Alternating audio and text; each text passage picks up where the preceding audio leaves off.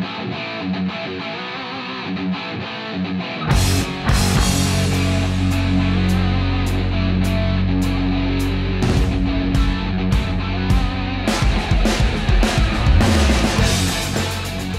afternoon and welcome to the Pirates Fan Forum here on DK Pittsburgh Sports Podcast Network. I'm your host, Gary Morgan.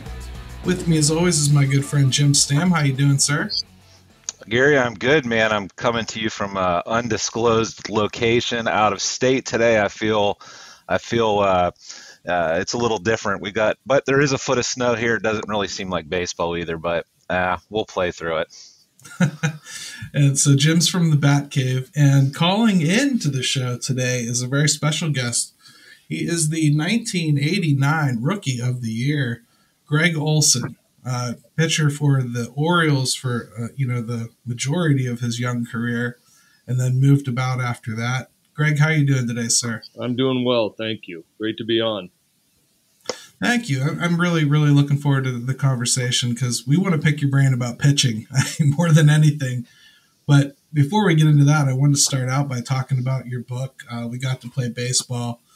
It's a collection of 60 stories of just different players, including yourself. I really have been enjoying reading it a little bit. It's really cool stories from like Jim Abbott in there.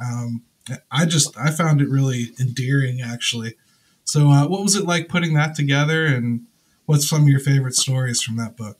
You know, it was a lot of fun putting it together because you get to catch up with some guys, and I did a lot of it when I was scouting, so I would see some guys that I didn't necessarily have a great relationship with, and just say, hey, I know you're going to be here tomorrow night, 24-hour notice. Give me your favorite baseball story when you're sitting around talking ball, and tried to keep it reasonably clean, and most of the guys wanted to anyway. So it was a blast to write. And, the first story I got was probably one of my favorites. And I was like, if this is the way it's going to be, literally it was my first story. If this is the way it's going to be, then, man, this book's going to be unbelievable. And it was Mark Grace telling the story about Sutcliffe pitching in Cincinnati, and this was '84. The Cubs were in first place, and they had gone down a little rabbit hole of losing some games, and they had a meeting in the clubhouse, and Sutcliffe, was starting that day, so he was like, "Look, I got this under control. Give me a couple runs, and we're gonna win. I got it." And so he gives up a home run to Paul O'Neill. And the next guy up's Eric Davis and works the count, and then he hits a home run. And back in those days, Riverfront, you would not Riverfront, it was Riverfront. It was Riverfront. And they would blow off fireworks out in center field, and so O'Neill goes deep, and fireworks going off in center field, and Davis goes deep, and then fireworks going off in center field. And the pitching coach comes walking out and gets to the third base line, and Sutcliffe starts screaming at him, "I got it under control. Get your ass back to the dugout." And, like a good pitching coach, he keeps coming, gets to the mound. He's like, "Sut, look," he goes, "I know you got everything under control. I'm trying to give the fireworks guy a chance to reload." That's great. Yeah, so Grace had come in for the meeting, and he goes, "I went down on a knee. I was laughing so hard. I was like, it took me a couple minutes to get myself together because perfect timing." And that was all he said. He went back to the dugout and sat down, and so that was the first story I got. And I was like, man, I know there's a whole bunch of these. That's great. Yeah, so it was a lot of fun. I haven't seen that one yet, but yeah, I definitely recommend it. If anybody gets a chance, it's on Amazon. It's a really good book so far. Not all the way through it, but I'm really enjoying it. Thank you. So, Greg, one of the things I thought that was interesting about you is, you were a starter when you were drafted, right? You threw a no-hitter, I think, in your last high school game, right? Correct. So how did you become a prolific reliever from the jump in major leagues? You know what? I went to Auburn University, so my last game in my high school career was a no-hitter, and then came to Auburn. I started as a freshman. Actually, was one of the starters on the USA team my sophomore year. But in between my freshman and sophomore year, college coach Hal Baird and I kind of sat down. My mentality was an everyday player, and I wasn't dealing with the, pitching once a week. So we tried. I became a reliever, one of the first relievers in college baseball back in '87, and threw up some really good numbers. And it just fit my mindset. My arm was durable. I could bounce back next day, after almost anything. And Right. it just really fit who I was and am. And so did that again my junior year and got drafted by the Orioles. And, I think I started about 4 games for the Omaha Royals in like '97. And that was about the only time. That was the only time that I ever used a windup. So, Wow. yeah. I know. So we talk about, the evolution of pitching as the game has started to change recently. And Jim, I know this was something you were curious about. Mm-hmm. How it's becoming more of a 4 or 5 inning effort to be a starter now. It's almost like everything is going to bullpenning. I mean, how do you feel about that change in the game? It feels like it's becoming more of a bullpen staff as opposed to a rotation and a bullpen. No, Great. Yeah. Can I ask you too, like, also to just to piggyback on that, I'd also love to get your take on just how if you think about you today pitching and where you would see how that would work and how would your mindset change as opposed to what you were doing before, which was essentially there for a while, closing games. So I'm just curious about your thoughts on that as well. Well, I mean, I'm not a big fan of the way the game's evolving, where the starters 5 innings and then a couple of relievers and rinse and repeat the next night. And I was talking to Tom Kelly today. I had him on my podcast, and we ran through it, and he's like, he was horrified at the fact that guys throw 3 innings last night, and because the starter went 2 1/3, and this guy goes 3 innings, well, they can't use him for 2 days, so they send him down.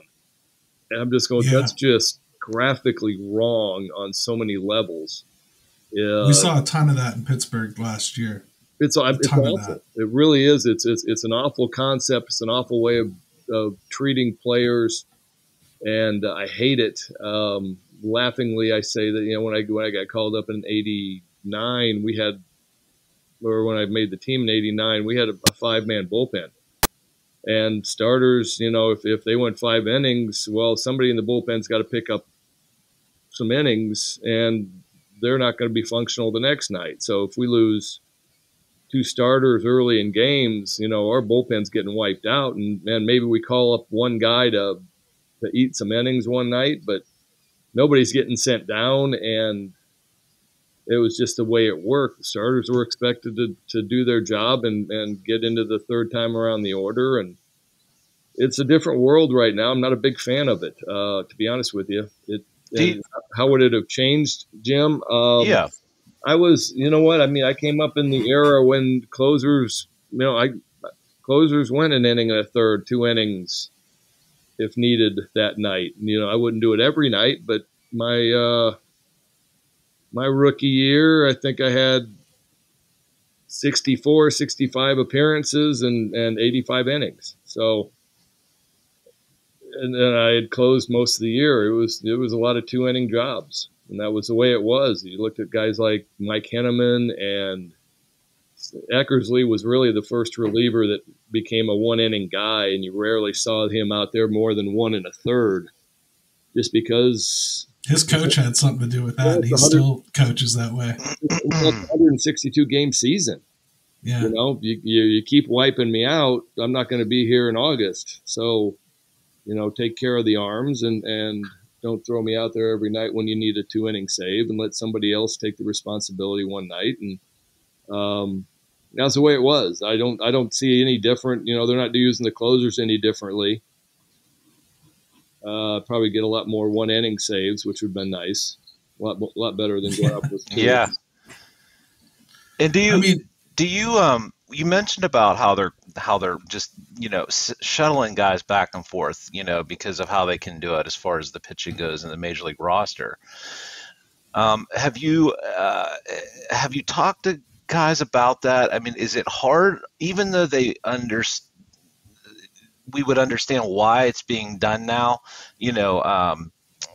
just from how they're managing things, but is it still hard on guys, their psyches?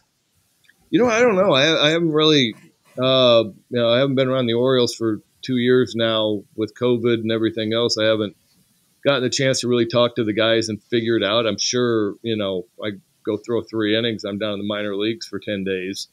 And that's just, I mean, for me, it's just fundamentally wrong that you're treating your players like this. But it just seems like it's an easy way of managing a bullpen, which when you got 5 or 6 guys, it's difficult to manage a bullpen, keep people fresh, get the right people in the game when you want them. And, nowadays it seems like I've seen 10-man bullpens, and it's just like last year the Pirates we called up Max Kranick. He pitched 5 no-hit innings, and the next day was sent down to AAA. And I remember the whole fan base was up in arms about it, but Max didn't care at all. To him, it was completely pre-planned. This is what's going to happen. But I wonder, how much of that is accurate. In the back of his head, he has to kind of feel burnt by that a little bit, right? Well, I mean, yeah, it's not like he's going to say anything. He might not ever come back with the Pirates. So no, he's being a good soldier and towing the party line, I would assume, unless he really feels like that. But it's a different world now. I don't know what these guys feel, because it's just, this is the way baseball is. I'll tell you what, on that note, let's go ahead and take a quick break. When we come back, we'll pick a little bit more of Gregg Olson's brain.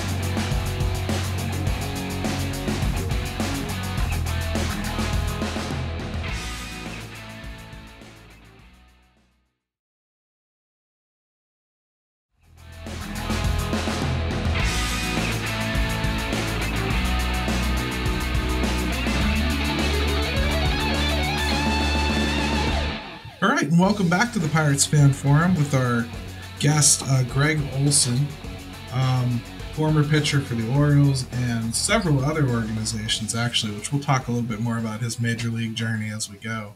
Before we get into that, Jim wanted to talk about some of the nostalgia surrounding Gregg Olson. Besides my, truth, where I had 19 of his rookie cards one year because Topps really printed the hell out of that series. So. Yes, they did. Yeah, it's funny. We're only about 9 years apart, Greg, but that matters a lot more when you're younger. And I can remember being, I think, 12 or 13 years old at the time, and I can't tell you how many bike rides it was up to the local convenience store to get another pack of 89 Topps. And you were one of the guys in there, man, and it's just kind of surreal to sit here and I remember your first round draft pick card pretty vividly. And so yeah, it's just cool. It was right when I was super into baseball, loved baseball cards, and just one of those full circle moments. So it was kind of cool to have you on today. Well, thank you. I appreciate that. I appreciate that story. That's really cool. Yeah, and now the other thing I wanted to spring on you, because I doubt you had this would be a thing today, but so Scribner, Nebraska is what I'm seeing. Yep, home of me. Yeah. Okay. And how big is Scribner? Oh man, you got me on that one.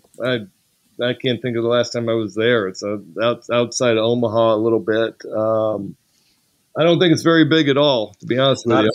Yeah, not a very big town. And it's funny, my wife is from Nebraska. Okay. And she's actually from Columbus, Nebraska.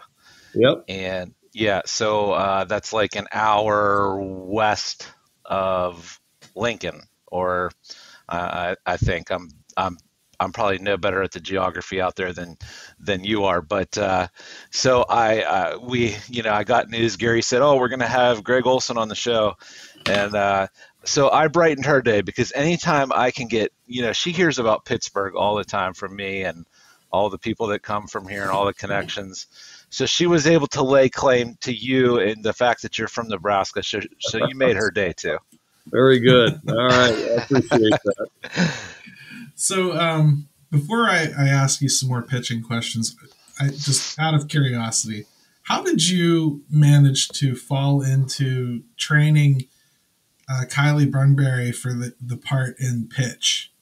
Good one. Well, I was doing a baseball academy in Southern California with one of my former catchers, Chad Kruder. And Chad Kruder was the technical advisor on Moneyball. And the same guy that hired him for that is a guy named Mike Fisher, who's done, oh man, probably pretty much any sport movie. He hires the extras. He goes through the scenes, does commercials. And so Chad Kruder, they needed Kylie. Kylie didn't like the pitching coach that she had. And they were getting ready to start the pilot down at Petco Park in San Diego. And this guy, Mike Fisher, calls Chad Kruder, and Kruder couldn't do it. And he's like, you had to call my partner, Gregg Olson. And he did. And he goes, can you be here at 6 a.m. tomorrow morning? And it's, we need you in San Diego for 12 days. And I was like, yeah, I can do it. And got started. She was awesome. She had really worked hard on her mechanics and worked with MP Gosseler, who was Saved by the Bell Zach. Yeah. And then we had a Mo McRae, who's been on a bunch of stuff, and those were the three main actors. And the baseball Padres were at least a bunch of AAA guys, a couple guys that had been in the big leagues that were, playing the field. And so it was a blast, because I'm just sitting there going, okay, this is what you do behind the plate. This is what you. So it kind of had a lot to do with the baseball scenes, but it was fun. It was a short-lived series. I mean, yeah. I did like it when I watched it, and I remember at the time, the reason I asked the question was, I remember at the time thinking, like, it's refreshing to watch something like this, and somebody's actually taken the time to, like, teach her how to look like a pitcher. She did. So, she could play some catch, and she threw good. No, it was fun. It was apparently very expensive to rent Dodger Stadium. We did, it was AT&T. I don't know what San Francisco's is now. Neither do they. And then rent Petco Park for a day. If they have to turn on the lights, it's like $10,000. If right. They got the thing for the whole day, and you're only on the set for 12 hours is the maximum you're allowed. So we were cramming stuff in for 12 hours and then be done till the next day. And I think it was, Dodger Stadium was $100 and some thousand to rent for the day. So these things got expensive. And that's the thing too. When I watch these shows or any movies, I'm such a snob about the, all the little details. And if they're not there and it doesn't look realistic, I'm almost out at that point. It ruins it for me. So that was cool that you got to be a part of that process, because, man, I think anybody that knows the game, and certainly to guys like you that have played it, you watch something and it stands out like a sore thumb, doesn't it? Yeah, it does. They let me in on everything, and they'd show me the shot after they were done, and they'd send me the script the week before, and I could cross out any words that weren't right or didn't fit the verbiage, and it was really cool. Well, it was a decent series. I really enjoyed it, and pretty cool that we're starting to see some more women getting involved in baseball now. The Pirates just hired their first female coach this year. We saw our first female GM last year. Yeah, just good stuff to see. And I'm not directly attributing it to that show, but that show was a little bit ahead of its time. Yeah, it was fun. I was hoping for about a year and a half that somebody else would buy it, Hulu or something, and we'd get to keep running, because that was a blast. I think well, like you said, probably pretty expensive to produce. So. And I think that's a perfect way you put it, Gary. It was probably ahead of its time a little bit, because, man, I can't even piece together how long things are that they've been passed. I still think Bobby Knight is the coach of Indiana 5 years ago, and it's probably been 20. So, but yeah, it was ahead of its time for sure. So after your career got launched in Baltimore, you kind of went on a little bit of a journey there, right? I mean, I think it was 7 teams in about 2 years. You were very injury plagued. We're getting a little storm, and my wind chimes are finally working.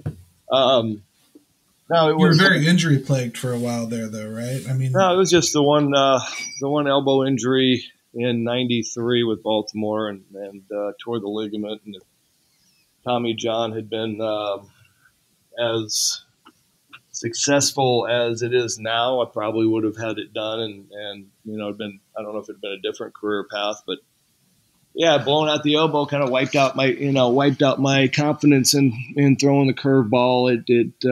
It took a little bit out of my velo. I pitched hurt for a month and a half, and it tore my mechanics up quite a bit. So it took me about a year to kind of piece everything back together, and still never, quite got back on track. I mean, until you hit Arizona, and then you really, really had a resurgence. Well, you know what? Yeah, they gave me an opportunity to close games, and that was kind of my best spot. Adrenaline-wise, just comfort-wise, I did it a little bit with Detroit and closed for them for a short time, and those numbers would have been good too, except for one bad night in Detroit Stadium and a blowout. So it was just a matter of getting into a consistent spot when I knew what my role was and had a job and was able just to relax and do what I feel like I do best. Did you find when after you had the Tommy John and you talked about not having the confidence, I think, in your curve, did you find that you had to reinvent yourself? And if so, how did you do that? Because pitching is so much about, even from start to start, outing to outing, you might not even have the same pitches, let alone knowing that you're coming off major injury. Oh, I never had the Tommy John. Okay.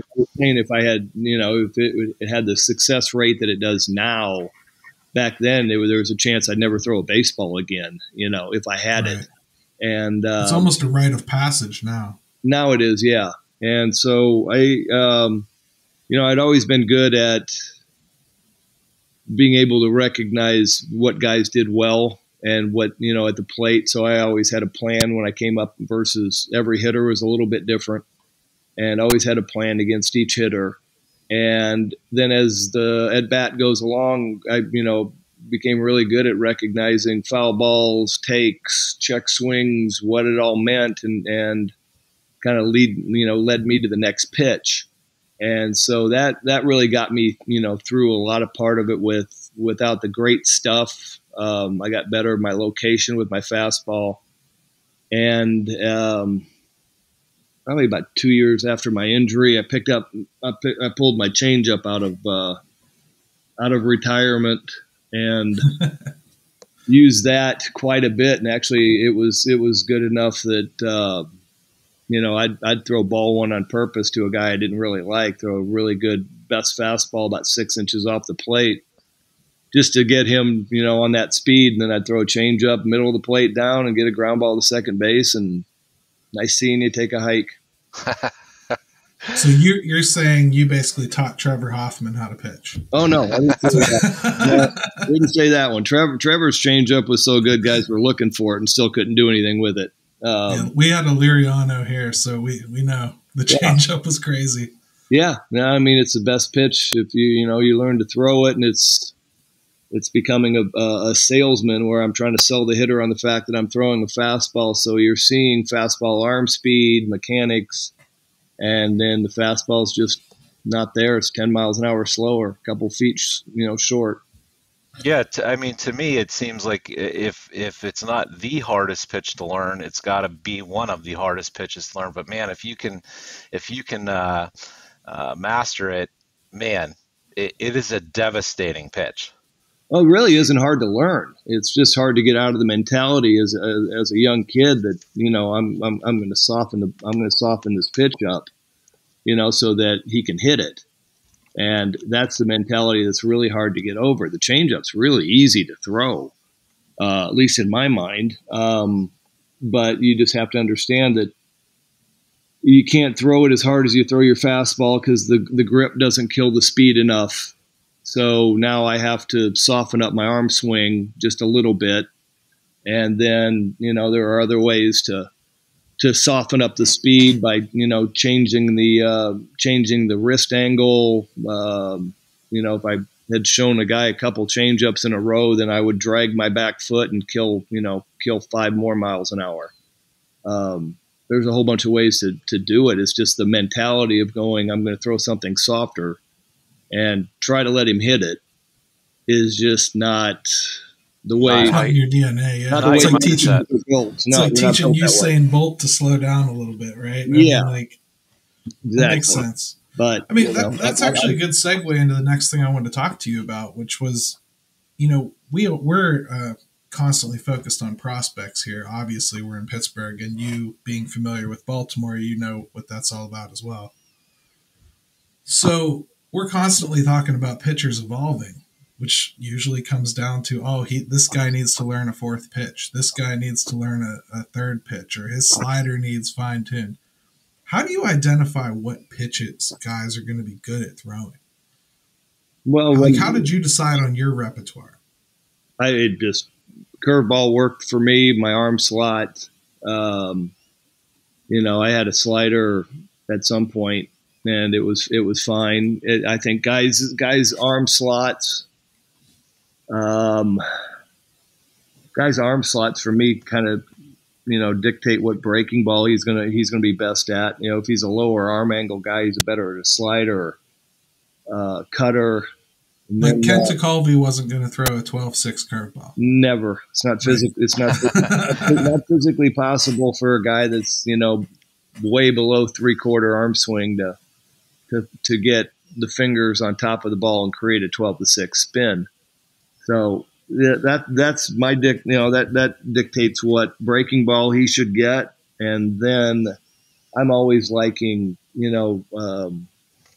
I think velocities need to be sectioned. So for me, I would have been better off with a slider with the velocity of my changeup being about 80, 82. My curveball was in that area. So I'd get caught every once in a while with somebody just sitting soft and getting a changeup and hitting it hard. So, if a guy's a fastball, slider, changeup, that's a nice mix. I just like the sections of velocity to be different. I don't like you watch guys now and they throw a slider say 87 and they throw a split at 87, and I'm just sitting there going, well, you just packaged both of your stuff into one piece right there. All they got to do is sit that velocity and they're going to get something, Yeah, that's a great point because I don't see a lot of speed change on that anymore. No, Jim, you see the guys that just try to hard. And there is no sections of velocities that, will give hitters the fits. And they think, oh, well, I got a split and I got a slider. I'm like, yeah, but they're the same speed. So what are we really doing, Who from, it'd be easier to ask you, it'd be easy to ask you something like, who's the best hitter you've ever faced? But, I mean, who is somebody that when you played pitching-wise that you were just blown away by, or just that you every time you got a chance to watch him that you would? I mean, who stands out to you personally? You just thought, man, he's one of the best, or the best I've ever seen. Oh man, well, I mean, I got to play with Ripken for 6 years, and on a daily basis, just watching him taking ground balls and the work ethic was a lot of fun. And what about on the pitching side?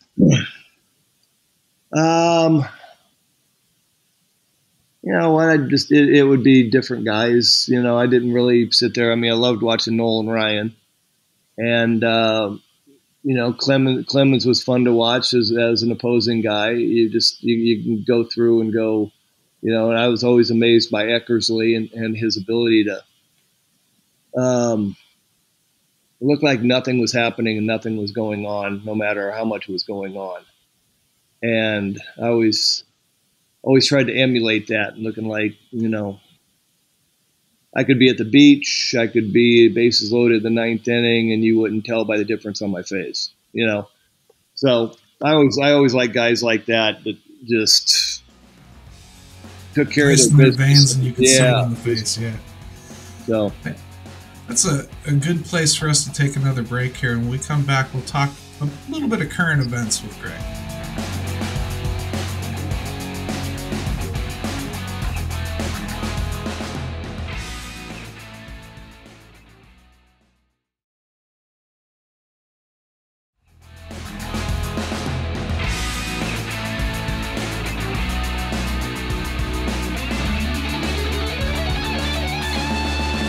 All right, and we're back on the Pirates Fan Forum with our guest, Gregg Olson. And Jim had a couple questions he wanted to get to regarding the current events going on in MLB. As uncomfortable as they are to deal with, we do have to broach them. So, yeah, unfortunately, it's kind of our job to bring it up weekly until we get some headway made. And I mean, I know, Gregg, you were a part of one in the past, and one that got pretty ugly and pretty contentious. And so I just wanted to see what that experience was like, and kind of just get your take on things today and how you see it as far as the game itself and from the player's perspective, because those are just things that automatically I think you have probably some pretty good insight into. Well, I can't say that I'm real up to date with the current events of what and why and what's going on. But I was locked out in 1990, and then I was locked out again in 94, and I think we were on strike in 95. The terminology goes back and forth. Everybody said that we were on strike, and I was like, no, we're locked out. That one was just, it was coming down to it, and the owners were contentious about the salary, and we weren't going to try to take a salary cap and do all that stuff and put limits on everything. And so they quit paying the pension off, I believe, and so our next stop was going to be walking out, and so they just locked us out prior to. And it was it was bad. It was really bad, and it took 3 years in the McGuire-Sosa 98 season to really bring baseball fans back, and there's still some places where the fans just kind of ended it, and it's sad to see it going through right now. I think the limited knowledge that I have is I think that the players union's been soft over the past couple deals and kind of gave way, and now all of a sudden things aren't where they need to be or supposed to be, and you're seeing a pushback, but it's been a give for a couple of times, and now it's time to push, and the owners are going, yeah, no, we're not doing that right now.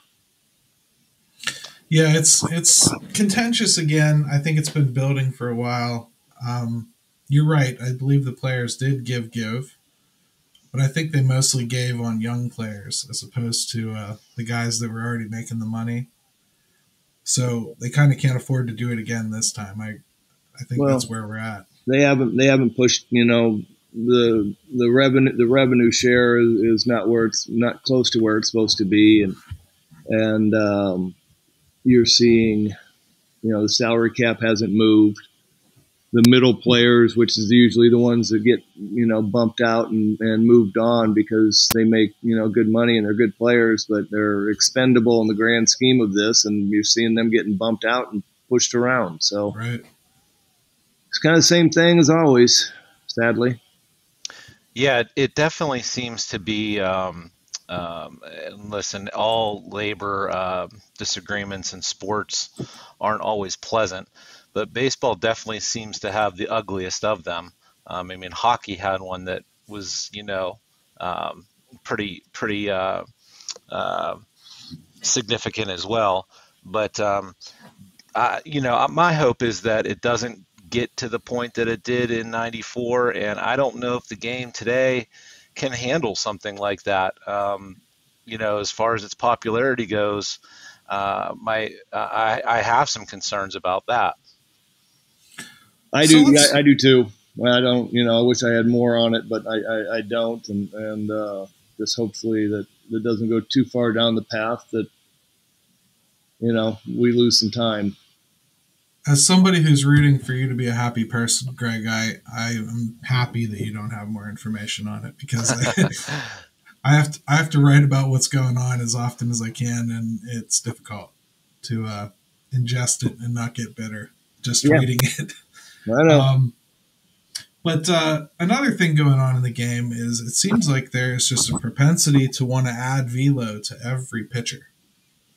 And you were a hard thrower, but I wouldn't say you were an excessive hard thrower.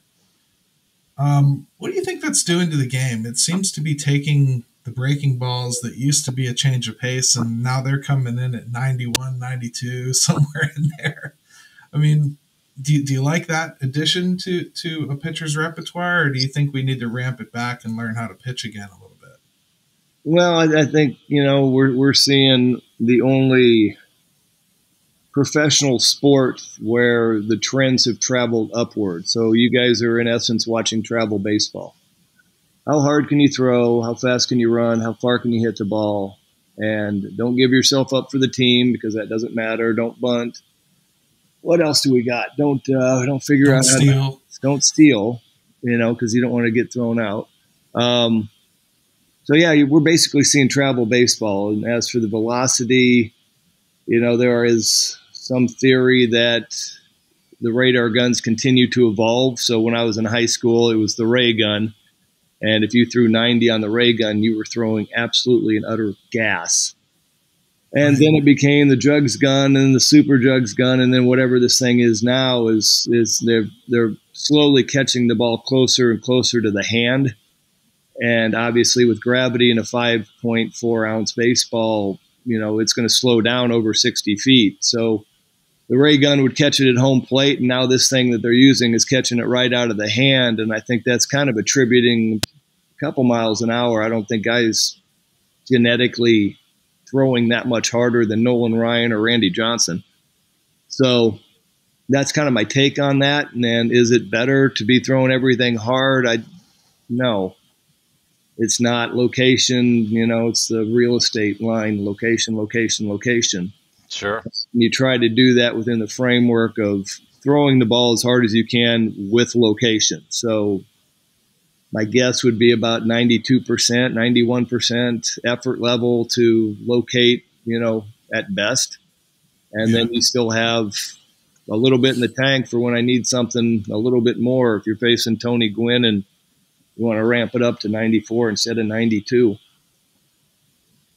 It's crazy to me watching some of these kids because Instagram has taken over, and you've been a scout recently as well, right? I think 2016 was. Yeah. So you're seeing these kids posting these videos. They're at these independent training sites. They're hitting triple digits on the gun, in December. And with a 20-yard running start. Well, yeah. Let me know when Which I also don't understand that. Yeah, let me know when that one comes into play, and I might come back and. Well, as a scout, what do you think when you see things like that? Those training methods. My scouting was I was the advanced scout for the Padres, so I went 3 days in advance of whoever the Padres were playing at the major league level. So I did no amateur scouting. Okay. And I'm not a fan. I'm really not of some of the stuff that they're doing. My son's an 18-year-old, and we work in the bullpen, and he goes and lifts weights and does what he does and stays flexible and pliable and trying to do, a certain amount of strength within the framework and working on location and velocity inside of that location and how do you duplicate your mechanics. And none of it is getting a 20-yard running start and throwing the ball as hard as I can into a net. Now, is he going to school or is he going to enter the draft? He is committed to Auburn University. I don't know where the draft is sitting, and don't really care right now. It's far enough away. Well, no, but I would imagine, I guess where I'm going with it is, I would imagine a coach isn't going to want to try to mess with Gregg Olson's kid as far as his mechanics that he's learned and whatnot, right? I mean, how would you deal with that as a father? I asked the same questions of Charlie Hayes about Cabrian not very long ago.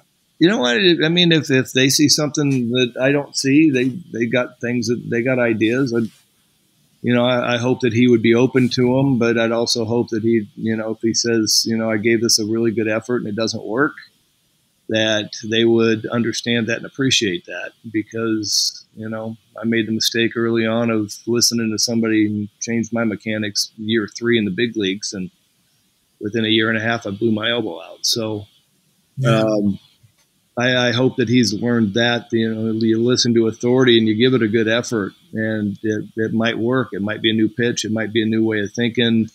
I'm open to everything, but I'm also open to the fact that, if I give it a good effort and it doesn't work, I'm not going to wreck my mechanics. So yeah, because there's been a lot of shortening the arm stroke seems to be a big one. Getting everything in the same plane, no matter what pitch you're throwing. It seems unnatural to some pitchers, and I wonder if you're better off not forcing that. I don't think you force it. I mean, you try to get things, there's ways of pitching, and one of the theories is that everything comes out of the same plane.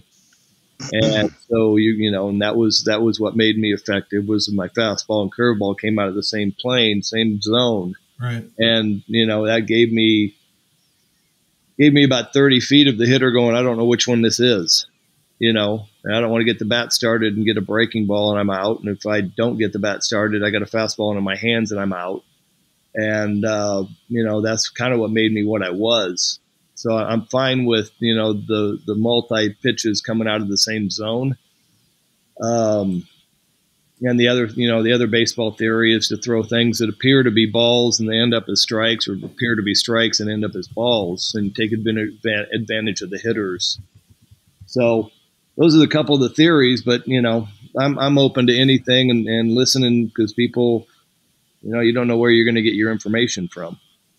Well, when you talk about effectiveness and learning how to pitch, and as many times as you ran out there to pitch, how often did you feel like you went out there with a full tank and feeling like you had your best stuff working? Because I think sometimes people don't understand how much adjusting has to go on throughout a season and throughout different appearances. So for you, how often do you even feel when you went out there you had everything?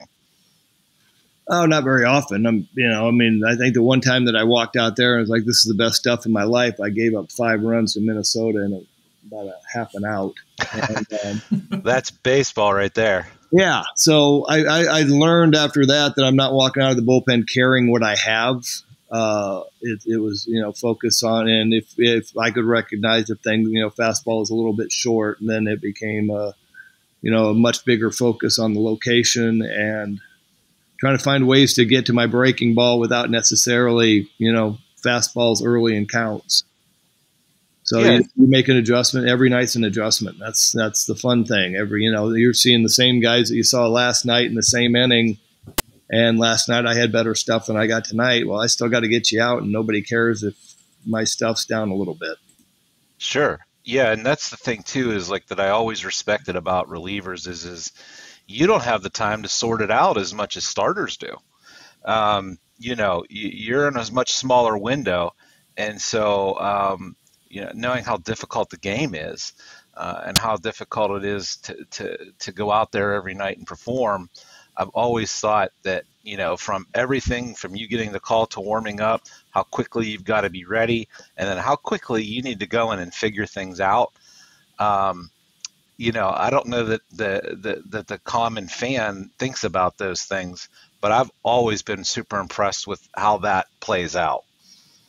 Yeah, that's exactly it. Coming in every night's a different night, and you try to find your location on your fastball, and I try to land some breaking balls, in the zone before I walked out, and then it's, if you're on the road back in the 80s, 90s, the bullpen mound was different than the pitching mound. So Really? you got 8 pitches to figure out what you got on the mound that you're going to really need to have it on. So you're finding your footing again, and it's a different mound, it's a different slope, it's a different rubber. Sometimes I think they changed the rules that everything has to be exactly to specifications. But back in the day, Cleveland's bullpen was about an inch high, and then you walk in and it's about it seemed like it was a 15 or 18-inch mound out in I'd never heard that before. That's crazy. No, that's yeah. And so you can't figure out why it's ball 1, ball 2, ball 3, ball 4. It's like, crap. Yeah, heavy amount of sarcasm when I say this, but I'm sure it was totally by accident. Well, I'm sure it was. Yeah, mowed over the bullpen mound a couple times. That's really crazy. I'd never heard that. I mean, Greg, this has been wonderful having you on today, and I promised myself I wasn't going to ask you about walking Barry Bonds. I'm sure you're sick to death of hearing about it. It's an entertaining story, so I'm actually fine with it. If I hadn't gotten Brent Maine out after Bonds, then it would probably be a whole different conversation. Yeah, you might not be as willing to revisit it, but yeah, it ended on a good note. But go ahead. Yeah, I mean, were you expecting that when? No, I was actually standing on the mound trying to figure, because I faced him, and I came in and faced him in the 8th, and he was not playing that day, so he came in to pinch hit, and he was a tying run. They had a guy on 1 or 2 outs, I don't recall, and I came in. I had really good stuff, and got behind 3-1. Really didn't care, so I threw him a 3-1 breaking ball, which I rarely did. Landed it, and then 3-2. I knew he was going. He's going to throw me another curveball. He's backing down, and I knew he was dead to rights on a fastball down and away. And perfect location, perfect placing, and it was ball 4 because it was Barry Bonds. So, you still with me? Yep. So the next, I get the next guy out, or 2 outs later, and then 9th inning comes around. It starts pouring rain. I start slipping. I walk a couple guys, and by the time that Bonds comes back up, the tying run is now at second. Bases are loaded, and I am completely and physically exhausted. So I was standing on the mound going, all right, now how am I going to get him out with way less stuff than I had about 45 minutes ago? And Buck put up the 4 fingers, and I was too tired to really care at that point. And did they come out and speak to you about it, or did you just see it? And did it give you? I mean, because it's so unnatural to think that you're going to walk a run in any scenario. So did it take you back, or did you just roll with it? I just rolled with it. I mean, it wasn't, I think we had already used our mound visit, so it wasn't going to be a conversation to be had with anybody. And there's nothing you can do, It was just like, all right, whatever. I got to get the next guy out now, because now the tying run's on 3rd, and I've already walked 6. So Buck wasn't exactly. Nobody was coming in from the bullpen. Either. It was just me, and it was what it was. You got to just focus on getting the next guy out, and he got to Brent Maine got to 3-2, and I think he fouled off like 5 3-2 pitches, and then finally flew out to right field to end the game. But it was stressful. That would be my I can't even imagine what goes through your mind. Was Barry the most? Was that the most intense guy you faced? Did you feel like you could have a good plan of attack? Because he just seemed to have so very few weaknesses. We got to see him here in Pittsburgh, early on, but then he turned into something else, and just became so much more of a complete hitter. What was it like facing him? He was, I mean, probably easily the best hitter I've ever faced. And just, complete hitter, like you said. You can't go in. He can't stay down and away the whole time. You got to change speeds. You got to change breaking balls. There's just no-go zone down and in. And, so just facing him, it was a cat and mouse of going back and forth and moving things around and going to where he didn't think you'd go. So it was fun. It really was a good one. Uh-oh, your boy said he lost power. Yeah, we are in the middle of, I assume they're dealing with ice and snow in Pennsylvania. I am out of town and also in another area. I'm in the Missouri area right now, and we're dealing with a foot of snow. So it sounds like he's got some power issues. So, well, that's all right. We'll close it out. You're used to closing things out, right? No, it was fun, Jim. I appreciate it. And tell Gary and give Gary my best. And if you guys need me, you know where to find me.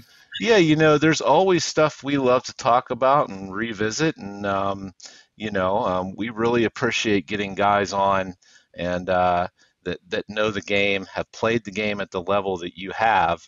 And we're always looking to learn things. And you told me a couple things today that I feel like, hey, the more knowledge you can gain, the better it is, and the better it is you can talk about the sport I think that we all love. So, nice. And if you happen to, is the book something you're thinking about hard at this point, or is it just something you're kicking around? Nah, still kicking it around. Okay. Well, listen, we'll let you get going, and hopefully we'll cross paths again. And it was great having you on. This will do it for us today on the Pirates Fan Forum. Check us out on YouTube.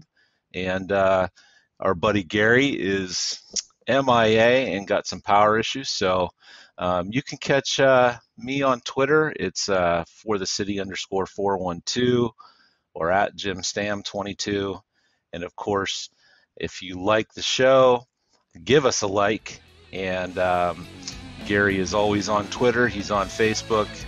He's always got something good for Inside the Bucs Basement. And we appreciate you guys being along with us today. And Ben, let's take it away. Yes, go Bucs!